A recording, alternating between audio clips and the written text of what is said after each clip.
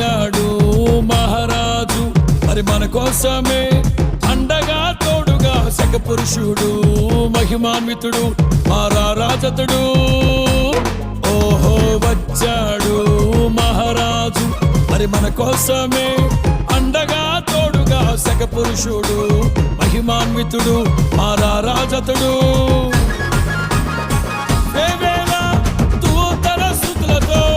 నిత్యము కొనియాడబడుచు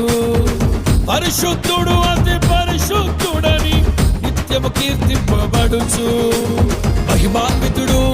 మహనీయుడు మారని నిజ దేవుడు మన కోసమే మహిమను విడిచి భూమికే రక్షణను తెచ్చాడు